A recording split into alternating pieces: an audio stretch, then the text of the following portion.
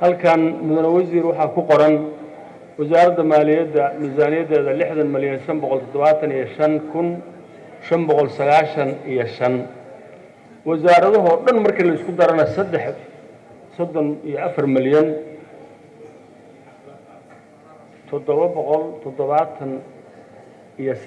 779,261 wasaaradahoo dhan waa nus.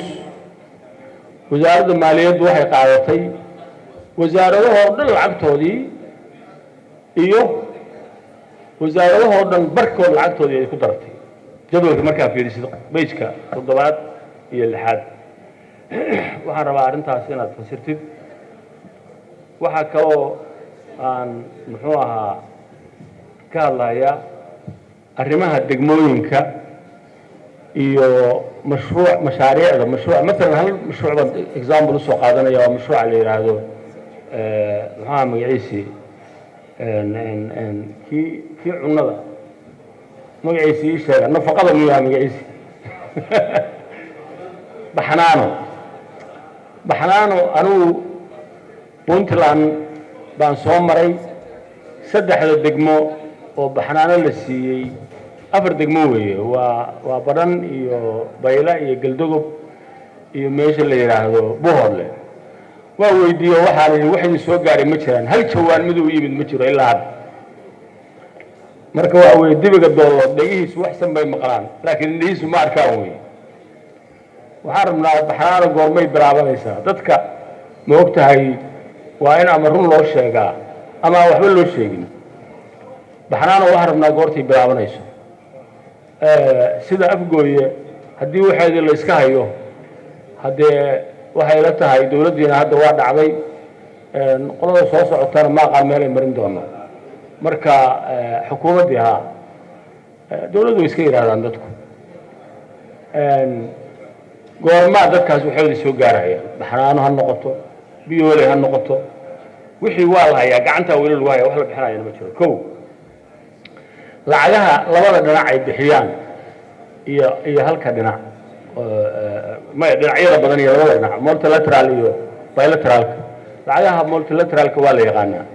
lacagaha bilateralka ah waxaan ognahay dowlado inay bixiyaan deeqo badan. dowladahaas waxooda lama sheego jaantuuskana laguma soo qoro magacoodana ma aragno. ayaduna waxa weeye dibiga dowlad waxsan buu maqlaa laakiin wax khayr qabo ma arko. ayadana waxaan rabnaa tafaasiisheedii baan rabnaa.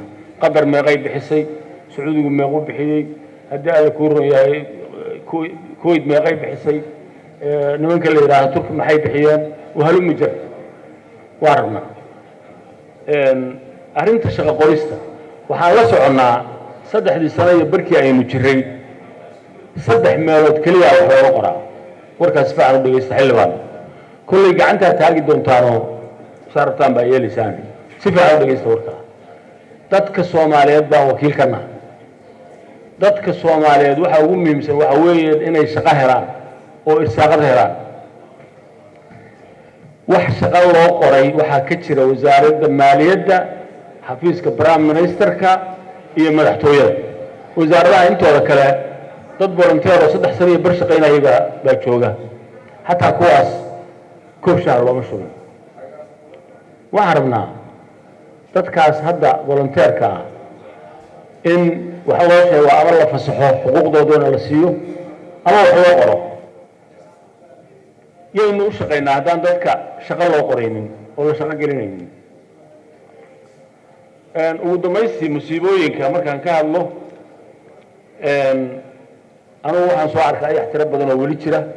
waxaa jira geeli Soomaaliyeed wuxuu dhammaanayaa cudur sambabada gala oo ilaa waqooyi hadda sii socda awalna bakool ka soo bilowday.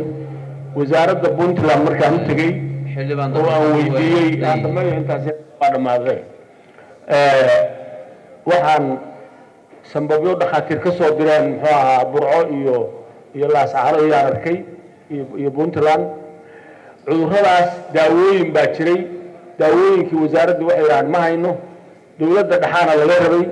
dowladda dhaxa lacagtii lagu soo gadi lahaa wasaaradda maaliyadda ayaa haysay ma hayno. wasaaradda beeraha hadda mataqaana xanaanada xoolaha 1 milyan baa budgetkeedu yahay. see wax u soo gadayaan marka xoolihiina waa dhammaanayaan.